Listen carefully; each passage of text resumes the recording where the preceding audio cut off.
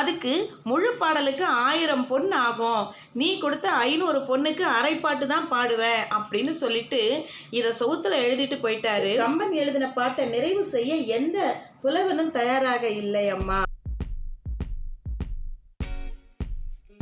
பூங்காற்று புதிதானது. அதியமானின் அன்புக்கு பாத்திரமான ஔவைக்கு அரியதொரு நெல்லிக்கனியை வழங்கியது நமக்கெல்லாம் தெரியுங்க. அவரோட வாழ்வில் நடந்த ஒரு வியப்பூட்டும் சம்பவத்தை இன்னைக்கு நிகழ்ச்சியில் பார்க்கலாமா? கதிரவன் சுட்டெரிக்கும் நண்பகல் வேளையில் சோழ தேசத்தின் வழியே பயணம் செஞ்சிட்டு இருந்தார் ஔவையார். அப்போது அம்பர் அப்படிங்கிற ஊரை அடைந்த போது ரொம்ப வெயிலாக இருந்ததுனால ரொம்ப களைப்பாக இருக்குன்னு சொல்லிட்டு அங்கே ஒரு வீட்டில் உட்காந்தாராம். அந்த வீடு சிலம்பி அப்படின்னு சொல்கிற தாசி குல பெண்ணுக்கு சொந்தமானதுங்க. அந்த வீடு திண்ணையில் மூதாட்டி ஒருத்தி களைப்பாக உட்காந்துருக்கிறத பார்த்து இரக்கம் கொண்ட சிலம்பி தான் குடிக்க வச்சிருந்த கூழை எடுத்துட்டு வந்து ஔவைக்கு கொடுத்து உபசரிச்சிருக்காங்க. அதை வாங்கி பருகிய ஔவைக்கு களைப்பு தீர்ந்தது. களைப்பு தீர்ந்த உடனே தன்னை கவனித்த சிலம்பியின் குணம் வந்து ஔவையை கவர்ந்ததுனால சிலம்பி கிட்ட அவளை பத்தி விசாரிச்சுக்கிட்டு இருக்காங்க. அப்போ சிலம்பி வீட்டு செவுத்துல எழுதியிருந்த ஒரு வாசகம் அவருக்கு கண்ணுல படுதுங்க. தண்ணீருங்காவிரியே தார்வேந்தன் சோழனே, மன்னாவதும் சோழ மண்டலமே அப்படின்னு எழுதியிருந்த வரிகளை ஔவையார் பார்க்குறாங்க.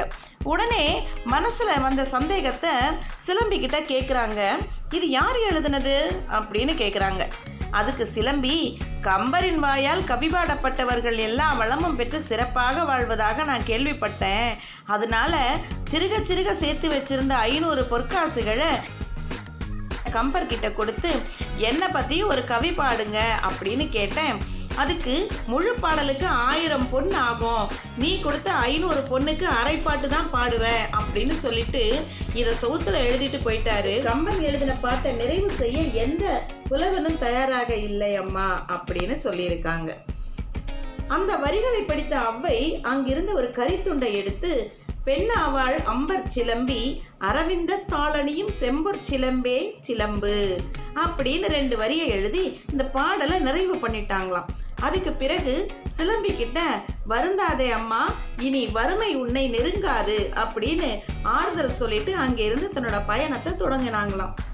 தண்ணீரும் காவிரியே தார்வேந்தன் சோழனே, மன்னாவதும் சோழ மண்டலமே, பெண்ணாவாள் அம்பர் சிலம்பி அரவிந்தத்தாளணியும் செம்பொற் சிலம்பே சிலம்பு. இது ஔவை நிறைவு செய்த பாடல். இந்த பாடலின் பொருள் என்னன்னு தெரியுமா? தண்ணீரில் சிறந்தது காவிரியின் நீர், அது பாயும் சோழ மண்டலம் மண்ணில் மிகச்சிறந்தது ஆகும். அதை ஆளுகின்ற சோழ மன்னனே மன்னனில் சிறந்தவன் ஆவான். அந்த சோழ நாட்டில் அம்பர் அப்படிங்கிற ஊர்ல வாழக்கூடிய சிலம்பி என்பவள் தாமரை மலர் போன்ற பாதங்களில் அணிந்திருக்கின்ற தங்க சிலம்பே சிலம்பில் மிகச்சிறப்பானதாகும் அப்படின்னு நிறைவு பண்ணிட்டு அந்த இடத்துல இருந்து ஔவையார் கிளம்பினாராம். இதனாலதான் கூழுக்கும் பாட்டை தீட்டியவள் ஔவை அப்படின்னு பெயர் வந்ததாக கதைகள் சொல்லுதுங்க. என்ன நேயர்களே, கதை பிடிச்சிருந்ததா? மீண்டும் அடுத்த நிகழ்ச்சியில சந்திப்போமா?